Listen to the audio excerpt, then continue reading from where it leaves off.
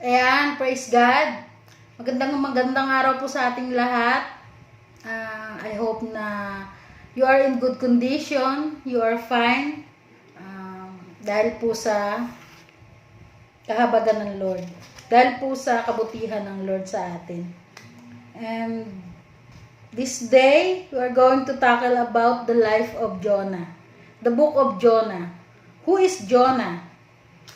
Jonah is a prophet of the northern kingdom of Israel in about the 8th century BCE. BCE means before the common era. Yun pala yun. Ngayon ko lang nalaman na yun pala ibig sabihin ng BCE. And before we start, let us pray. Yes, Lord, Father God, thank you for this opportunity. Thank you for your faithfulness.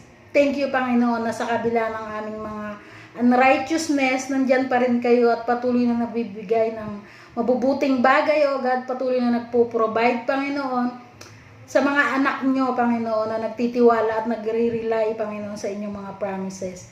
Lord, cleanse us, Panginoon, cleanse our heart, Lord.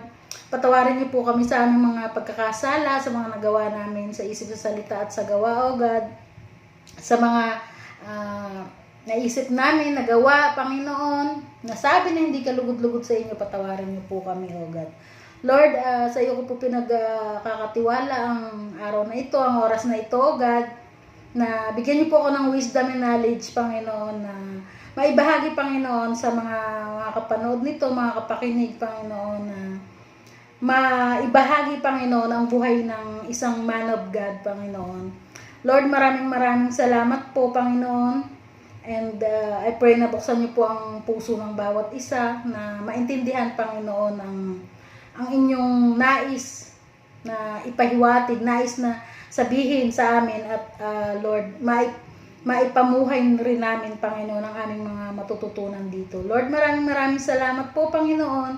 Sa iyo lamang po ang kapurihan at kadakilaan sa matamis na pangalan ni Jesus. Amen. Ayan. What is characteristic of Jonah? May mga list po ako dito, 4 characteristic. Siguro po hindi ko nababasahin yung buong 4 chapters. And kumuha lang po ako ng ilang verses to emphasize or to summarize ang buong book of Jonah. Naisip ko po ang characteristic ni Jonah. Number 1 is disobedient siya. Naging disobedient. Why?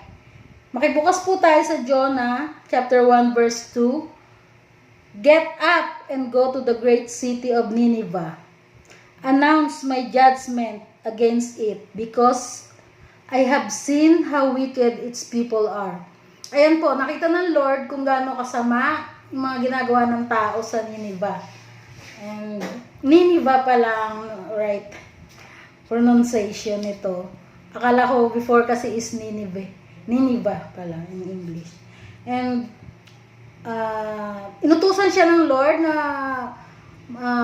pumunta sa Nineveh to warn them na dahil sa kanilang wickedness na gugunawin or i-destroy sila ng Lord dahil sa kanilang kasamaan.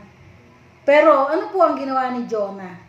Makibukas po tayo sa chapter 1 verse 3. But Jonah got up and went in the opposite direction to get away from the Lord. He went down to the port of Joppa. Ayan.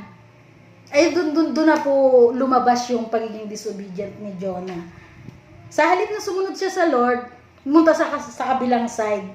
Sa kabilang side na hindi pa punta sa Nineveh.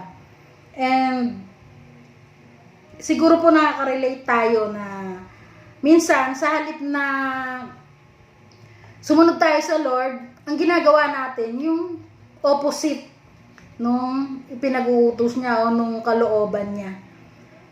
Kasi po ako tinamaan din dito eh. Minsan sa halip na gawin ko yung will ni Lord, ginagawa ko pa yung mga bagay na opposite nito na hindi ka lugod-lugod sa kanya. And I admit, inaamin ko po na I am disobedient, but I ask for forgiveness from the Lord. And ito po ang nangyari. sa pagiging disobedient ni Jonah, may napala po ba siya? May napala ba siyang maganda sa pagiging disobedient niya? Dito po tayo sa karakteristik ni Jonah, number 2, helpless. Dumating po sa time na naging helpless si Jonah. Siguro naman po, nabasa niyo yung buong book of Jonah. Alam niyo po yung buong kwento. And kumuha po ako ng isang verse doon. And nung time na helpless na si Jonah, kinain siya ng isda eh. Sumakay siya sa barko. Itinapon siya kasi nagkaroon ng storm, ng matinding storm. Itinapon siya and nag-calm na yung dagat. Nung tinapon siya, the Lord, inutusan ng Lord ang malaking isda. Wala pong nilagay na pangalan kung anong klaseng isda. Basta malaking isda na nilunok si Jonah. And he stayed there for about 3 days. And nung nasa loob na po siya ng tiyan ng isda, ito po yung sinabi niya. Ito yung panalangin niya. Sabi po ni Jonah sa, bukas po tayo sa Jonah chapter 2 verse 7, as my life was slipping away, I remembered the Lord. Yung pong yung time na helpless na siya. Yung parang feeling niya, mamamatay na siya. Kasi nga po, sa loob ng isda sa acid ba naman nun, hindi ka maghihirap. Siyempre, 3 days po siya doon. Hindi ko po alam siguro, talagang nandun siya. And to discipline. The Lord disciplined him. Para po matutunan niya kung paano tumawag sa Lord, kung paano yung inuutos ni Lord, hindi niya sinunod. Anong nangyari? Na may punishment, may discipline na nangyari sa hindi niya pagsunod sa Lord. And dumating sa time na helpless siya. And wala siyang tinawagan kundi sa Lord. Ganun din po sa mga buhay natin, di ba? Pag nag-disobey tayo sa Lord, may mga consequences. Dumarating po ang time na helpless tayo. During suffering, pain and suffering, during our trouble, nagiging helpless tayo. And sino ang huli natin tinatawagan? Si Lord.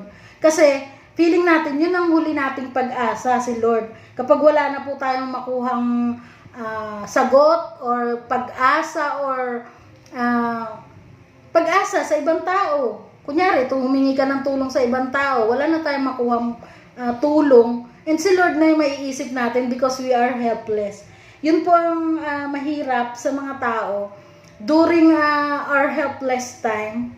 Yung parang wala na tayong masusulingan, wala na tayong matatakbuhan.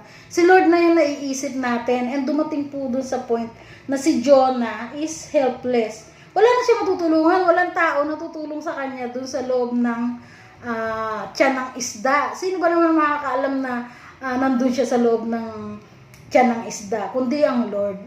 And we need to realize na hindi dapat natin tawagan si Lord during our helpless time or iisipin natin na siya na yung pinakahuling baraha natin ng pag-asa. Isipin natin na si Lord, siya lang ang pag-asa natin. Even we are helpless or not. I mean, we need to call upon His name. Whether we are in times of suffering, whether we are in times of happiness, because the Lord is only our refuge. Ayun po. And naisip ni Jonah na wala na talaga siya masusulingan kundi si Lord. Yun po, naging helpless siya because of his disobedience.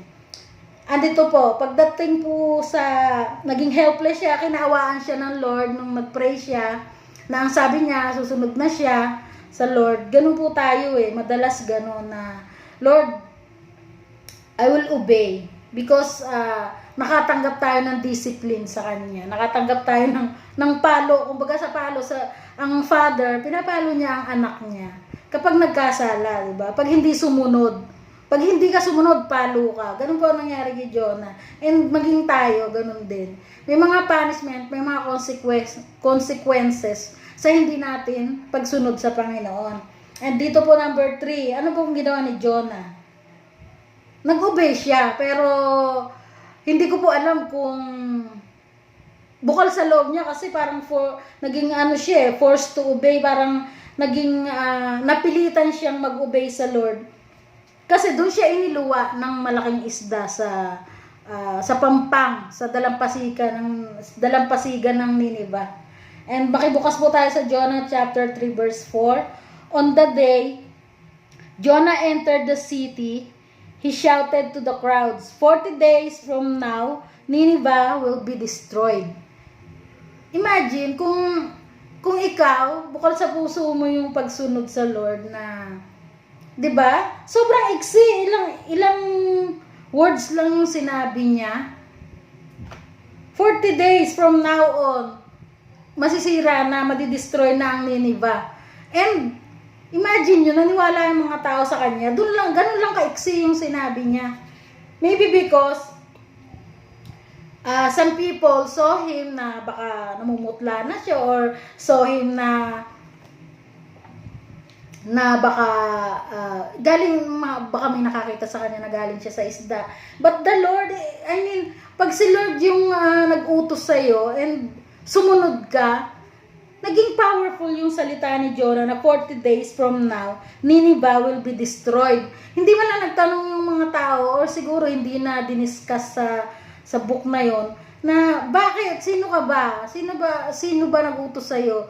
But yung mga tao po naniwala, and ang nangyari, nagdamit sila ng panluksa, naglagay sila ng abo, nagsisi sila.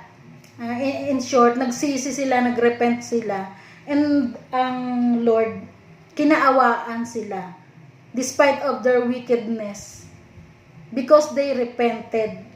They repent from their sins.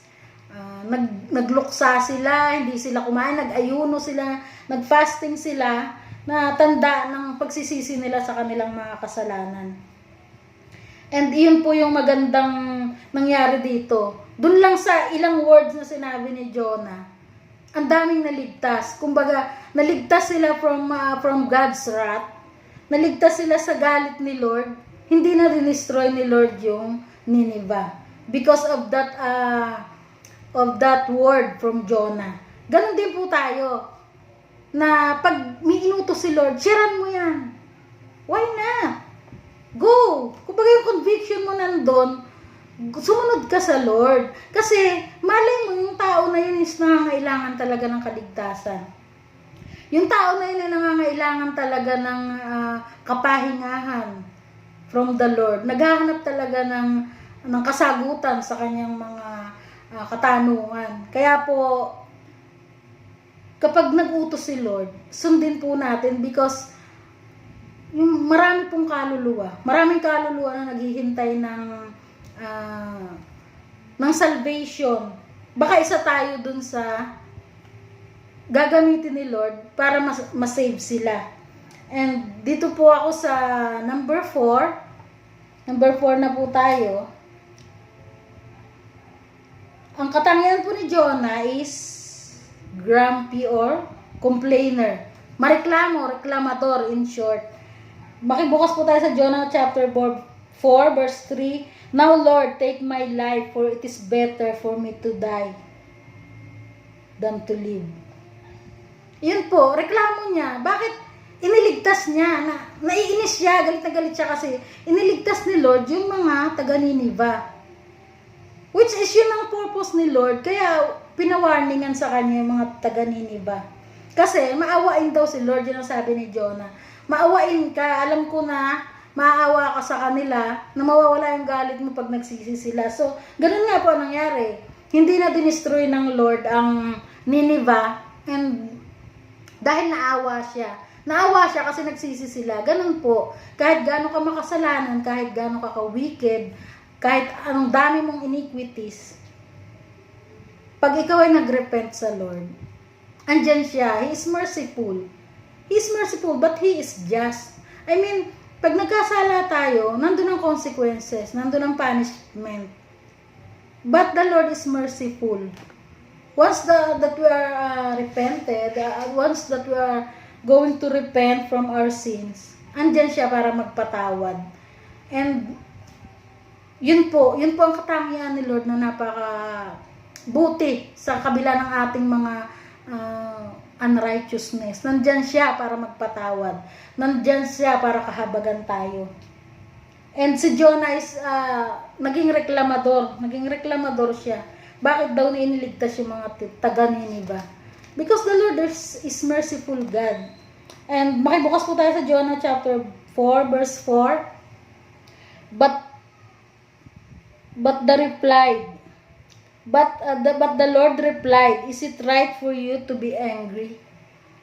Sabi po ng Lord, it is right for you to be angry. Anong karapatan mo magalit? Anong karapatan mo magalit? Kasi po, nagalit na naman siya bukod doon sa hindi dinestroy ng Lord ang Nineveh. Nagalit din siya na yung sinisilungan niyang puno, may puno po kasi init na init siya dahil nga galit siya sa Lord. Galit siya na naglakad siya sa initan and nagpahinga siya sa initan pa rin. Pero si Lord, mahabagin talaga si Lord eh. Talaga napakabuti ng Lord na binigyan siya ng puno na binigyan siya ng lilim ng puno na yon na tumubo lang for a day or for a night. Tapos po, kinabukasan, namatay din yung puno. Nagalit na naman si Jonah. Bakit namatay ang puno? Bakit namatay yung sinisilungan niya? So, ang sabi nga ni Lord, it is right for you to be angry. Ano pong karapatan ni Jonah para magalit? Hindi nga po siya yung nagpatubo ng puno. Lalo pa po yung dinescribe ni Lord na yung taga Nineveh, si Lord ang nag-create ng mga taga Nineveh. And napakamahabagin po ni Lord na basta niya i-destroy yung kanyang mga nilalang na nagsisi naman. Yun po ang gusto ni Lord sa atin. Magsisi tayo sa ating mga kasalanan and He is merciful na mapatawad tayo. Kahabagan niya tayo. Napakabuti ni Lord. I mean, lagi ko nga po itong nararanasan na sa kabila ng aking mga disobedient sa Kanya, nandiyan pa rin siya para magpatawad. Nandiyan pa rin siya bibigay ng mabubuting bagay. And minsan, iniisip natin na akala natin napakasama ng mga nangyayari. Hindi natin alam that the Lord, sabi nga po dito sa Romans 8:28, and we know that all things work together for good to those who are the called according to His purpose. Kumbaga minsan akala natin napakasama. Ang sama naman ng Lord na nangyayari sa akin. Ba't kailangan ko mag-suffer? Bakit kailangan kong danasin to? And katulad nga po ng isang ulam. Pagpalagay natin adobo, narinig ko po ito sa isang pastor, na ang mga ingredients po niya is paminta. Kung paminta lang, anong magagawa doon? Di ba hindi masarap? Feeling natin hindi maganda. Anong gagawin dyan? Kung bukod lang siya na sibuyas, toyo, hindi po siya maganda. But if you combine it and lagyan mo ng pork, lagyan mo ng meat, at gawin mong adobo, lagyan mo ng suka, di ba? Ang sarap ng kinalalabasan. Ganon din po ang ginagawa ni Lord. Because and we know that all things work together for good. Yun po ang ginagawa ni Lord. To those who are the called according to His purpose. Yun po, ang napakabuti kay Lord na akala natin, may mga bagay na akala natin napakasama. Napakasama na nangyari. But eventually, in the end, marirealize natin kung bakit pinahintulutan ni Lord yung mga bagay na yun. Ganun po yung nangyari kay Jonah. Nilunok siya ng isda. Ganun po yung, kaya siya inutusan sa Nineveh to save the people, na ginamit siya ng Lord para ma-save yung isang buong bayan ng Nineveh. And ito po yung conclusion ko na we have no reason to complain. We have no right to complain. Because the Lord is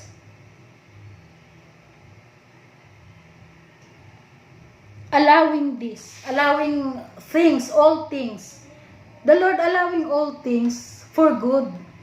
In the end, napakabuti ng Lord na maiisip natin kung gaano siya kabuti, kung gaano kaganda yung kanyang mga purpose sa atin, kung gaano kaganda yung kanyang mga plano sa atin, and we have no right to complain. I mean, hindi ko sinasabi na hindi ako nagko-complain, pero pag naiisip ko na, Lord, wala nga pala akong karapatan na magreklamo sa iyo, because you work all things together for good. Inaalaw mo yung mga bagay na to para sa ikabubuti namin, sa ikabubuti naming mga tinawag mo. And the Lord is so faithful. The Lord is so merciful. We just need to obey His will. We just need to humble ourselves to Him. And wala po tayong karapatan magreklamo, because we are just His creations. And He created us to worship Him, to save, to have a gift of salvation, to praise and worship Him. And sana po, may natutunan tayo sa buhay ni Jonah, sa pagiging disobedient niya, sa pagiging reklamador niya. And sana po, mabawasan na, or totally mabawasan na yung ating mga pagiging mareklamo. And the Holy Spirit is always there to remind us na the Lord is there. The Lord is always merciful, and we just need to rely on His promises. Ayan po, maraming salamat po, and pray po tayo. Yes, Lord, thank you for this evening, for this day, O God, na binigyan mo po kami, Panginoon, ng Lord, ng kaliwanagan, O God, ng that you enlighten us, O God, sa inyong mga salita na, Lord, wala kaming karapatan, actually wala talaga kaming karapatan na mag-complain sa iyo, Lord, because you are our Master, you are our God, Lord, you know everything, and you are always in control. Lord, kung ano man pong pinagdadaanan namin, Panginoon, Lord, we surrender it all to you. We surrender, Panginoon, ang mga bagay, Panginoon, na hindi nakakabuti sa amin, Panginoon, ang aming mga anxiousness, ang aming mga anxieties, Lord, ang aming mga burdens, fear, Panginoon, lalo na po sa mga dinaranas namin ngayon, O God, sa pandemic na to, Panginoon. And Lord, I know that you are always in control, and we always rely, Panginoon, on your promises. Lord, maraming salamat po, Panginoon.